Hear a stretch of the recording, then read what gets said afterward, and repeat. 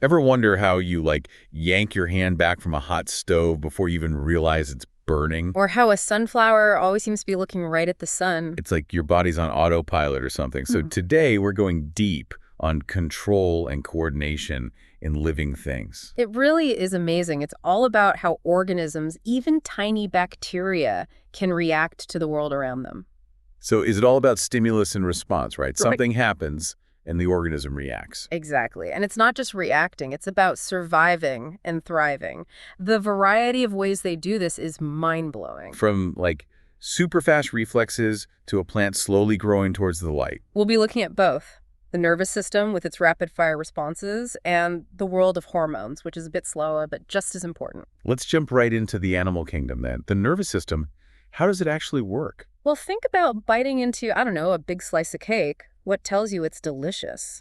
My taste buds. Exactly. Those taste buds are full of special nerve cells called receptors. They're like the nervous system scouts. Like tiny little spies gathering intel and sending it back to headquarters. Exactly. And we have tons of them, each one designed to pick up specific information like light, sound, pressure, even chemicals.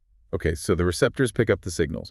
But how do they get that information all the way to the brain? That's where neurons come in. They're the real stars of the nervous system. They transmit information using these electrical impulses. So they're like the body's wiring, sending messages all over. Exactly. And each neuron is perfectly built for the super fast communication. They have dendrites that receive signals, a cell body to process it, and an axon that carries the signal forward. So it's like a relay race, each neuron passing the signal to the next. Yeah, but there's a twist. The signal doesn't jump directly between neurons.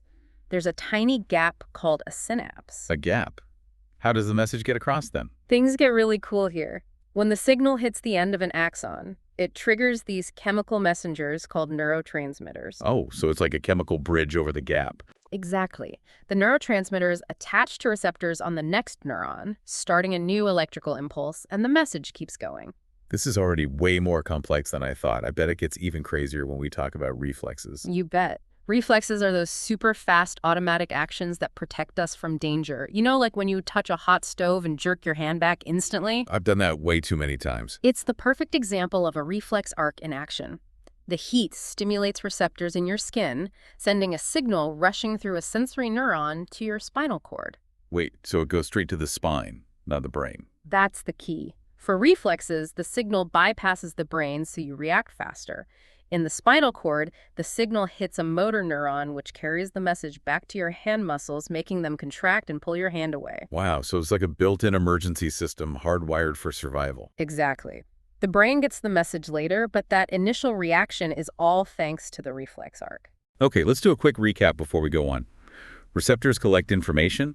Neurons act like wires carrying signals. Synapses are the chemical bridges, and reflex arcs allow for lightning-fast reactions. Did I miss anything? I think you got all the basics. But remember, this is just the tip of the iceberg. We haven't even talked about the brain, the real control center. I'm already feeling a little overwhelmed, honestly. It's a lot to take in, for sure. Maybe we should tackle some listener questions before we dive into the brain. Great idea. Let's see what our listeners are curious about. Okay, first question. What exactly is a receptor? Good one. A receptor is like a specialized nerve cell. It picks up specific things from the environment, like light, sound, pressure, temperature, or chemicals. They're the ones sending those initial signals. Next question is, what's the difference between a sensory neuron and a motor neuron? Oh, that's a good question. So sensory neurons are like the messengers bringing information from those receptors to the central nervous system, which includes the brain and spinal cord. Motor neurons are the ones carrying signals OUT from the central nervous system to your muscles and glands, telling them what to do. Perfect explanation. Let's see, next question. How do synapses work? Okay, so a synapse is that tiny gap between two neurons. When the electrical signal hits the end of a neuron's axon, it triggers the release of these chemical messengers called neurotransmitters. They travel across the synapse and attach to the next neuron, which starts a new signal. It's a super cool way of passing information along. Awesome. Okay, one last question before we move on. What is a reflex arc? A reflex arc is what makes those super fast reflex actions happen. It's a pathway that involves a receptor, a sensory neuron, a relay neuron in the spinal cord, a motor neuron, and an effector, which is usually a muscle. This pathway allows your body to react instantly to danger without waiting for instructions from the brain. That's a great summary. Okay, so we've covered the basics of how the nervous system takes in information, sends signals, and even triggers those lightning-fast reflexes. But get ready, because next we're going deep into the brain itself. The brain is where things get really interesting. Okay, get ready, because we're about to enter the most complex structure in the known universe, the human brain. Whoa, that sounds intense. I mean, I've always been fascinated by the brain, how it controls our thoughts, our feelings, even our memories. Everything that makes us, well, us. It's pretty mind-blowing when you think about it. This 3-pound organ can compose symphonies, solve complex equations, feel the warmth of the sun, and even experience the joy of love. Okay, that's a lot to wrap my head around. Where do we even begin? Is there like a map to this intricate world? Well, we can start by thinking of the brain as having these distinct regions, each specializing in different functions, kind of like a bustling city with different neighborhoods, each contributing to the whole. I like that. So what are some of the key neighborhoods we should visit in this brain city? One of the biggest landmarks is the cerebrum. It's the largest part of the brain, divided into 2 hemispheres. Each hemisphere controls the opposite side of the body, which is pretty wild. The cerebrum is where all those higher cognitive functions happen. Language, reasoning, problem-solving, decision-making, even our personalities. So the cerebrum is like the executive suite, calling the shots and shaping who we are. Exactly. And then nestled beneath the cerebrum, we have the cerebellum. It might be smaller, but don't underestimate it. It's the powerhouse for coordinating movement and balance. Oh, so that's why I can dance without falling on my face. Thanks, cerebellum. You got it. The cerebellum takes in all this input from our senses and muscles, constantly making tiny adjustments to keep us steady and graceful. It's the reason we can walk, run, ride a bike, even thread a needle, all those actions that need precise coordination. That's incredible. What other brain regions should we check out? Let's go deeper, into the brainstem. It connects the brain to the spinal cord and handles some of our most vital functions, the stuff we rarely think about but couldn't live without. You mean like breathing and our heartbeat? Exactly. Right in the brainstem is a region called the medulla oblongata. It's the unsung hero, controlling all those essential involuntary actions. Heart rate, blood pressure, breathing, even swallowing. Keeps us alive without us even having to think about it. Wow, so it's like the brain's life support system, keeping everything running smoothly behind the scenes. Precisely. And just above the medulla, we have the pons, which acts like a relay center connecting different parts of the brain. It also helps regulate sleep and breathing. Okay, so we've got the cerebrum for higher thinking, the cerebellum for coordination, and the brainstem for keeping us alive. What else is happening in this amazing organ? Let's not forget about the thalamus. It's deep inside the brain, acting as a sensory relay station. It takes in information from all our senses, sight, hearing, touch, taste, smell, and directs it to the right areas of the cerebrum for processing. So all of our senses go through the thalamus before we even become aware of them. You got it. It's like a filter, sorting through the constant flood of sensory input and making sure only the important stuff gets through. That's amazing. Yeah. And just when I thought it couldn't get any more complex, there's more. Oh, yeah, we can't forget the hypothalamus. It's tiny but mighty, a master regulator controlling things like body temperature, hunger, thirst, sleep cycles, even emotional responses. So the hypothalamus is like the brain's internal thermostat and alarm clock, keeping our body in balance. Exactly. And it's also closely connected to the endocrine system, which we'll be talking about later.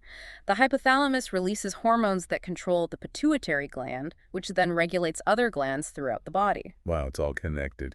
Okay, so we've explored the cerebrum, cerebellum, brainstem, thalamus, and hypothalamus. It's a lot of brain power. And we haven't even touched on the hippocampus, crucial for memory, or the amygdala, which processes emotions, particularly fear and aggression. I feel like we could spend the whole episode just on the brain. We could, but maybe we should pause here for some listener questions before we move on. Yeah, good idea.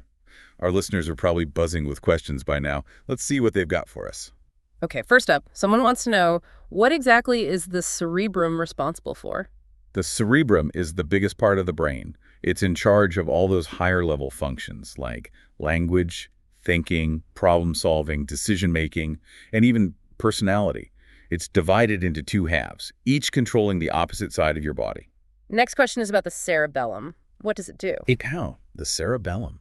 It's all about coordination and balance. It takes information from your senses and muscles and makes sure your movements are smooth and precise. So basically, it's the reason you can walk and talk and dance without, face planting. Here's a good one. What vital functions does the brainstem control? Okay, the brainstem is like the lifeline. It controls essential stuff that we don't even have to think about, like breathing, heart rate, blood pressure, and swallowing. It's the connection between the brain and the spinal cord, making sure those vital functions keep going even when we're sleeping. Last question for now. Can you explain the roles of the thalamus and hypothalamus? Oh, they're both super important, but in different ways. The thalamus is like the brain's mailroom. It gets information from all your senses and sends it to the right part of the brain for processing. The hypothalamus is like the brain's control panel. It regulates things like body temperature, hunger, thirst, sleep cycles, even your emotions. It's also linked to the endocrine system, which we'll be exploring later. Great explanations. So we've covered a lot about the incredible human brain.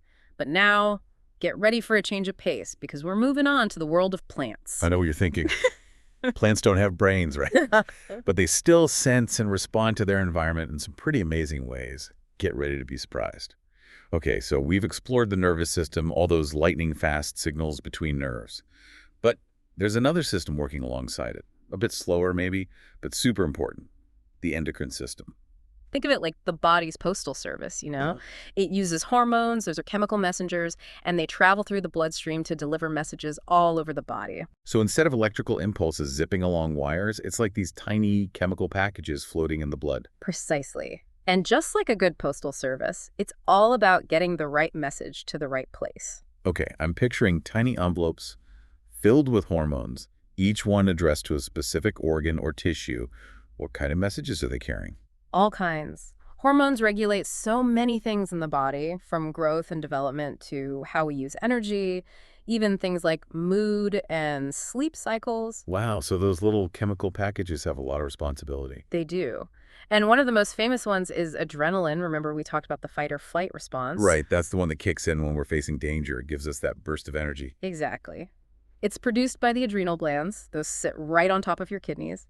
Adrenaline ramps up your heart rate, blood pressure, and blood sugar, getting you ready to either face the threat or run away. It's like the body's emergency alert system, ready to go in a split second. Precisely. But not all hormones are involved in those dramatic reactions. Some work much more subtly, controlling things like growth over a long period. Makes sense. Maybe we don't just suddenly sprout up a foot taller overnight. Exactly.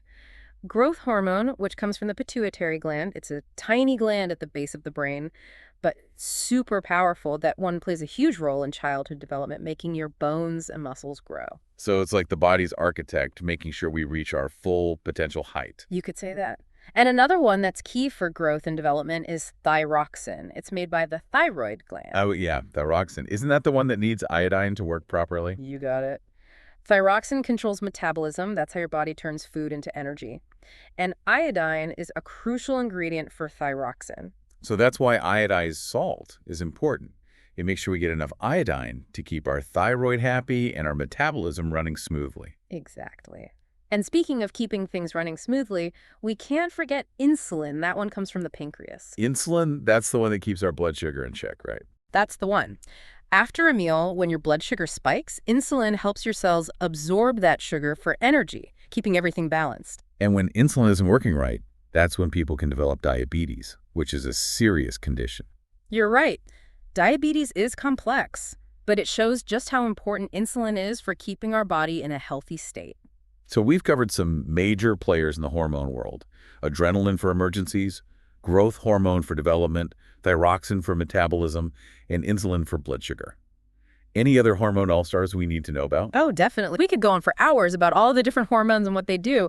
But let's talk about two more that are super important for who we are, testosterone and estrogen. Those are the ones we usually associate with being male and female, right? Yeah. Testosterone is mainly produced in the testes in males. It's what causes those male characteristics to develop, like a deeper voice, facial hair, and more muscle mass. And estrogen, that's mainly made in the ovaries in females. It drives those female characteristics, like breast development, wider hips, and the start of periods. You got it. They're both crucial for reproductive health, but their influence goes way beyond that, impacting everything from bone strength to mood to how our brains work. Wow, these tiny chemical messengers really are running the show.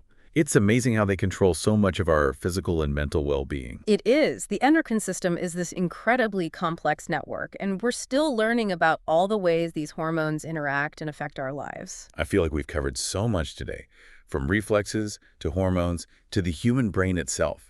It's Well, incredible how all these systems work together to make life possible. it really is. We've gone from tiny neurons and synapses to the vastness of the brain and this intricate dance of hormones throughout the body. I know we've only scratched the surface, but hopefully everyone listening has a new appreciation for just how complex and beautiful these control systems are. So keep exploring, keep asking questions, and keep being amazed by the natural world.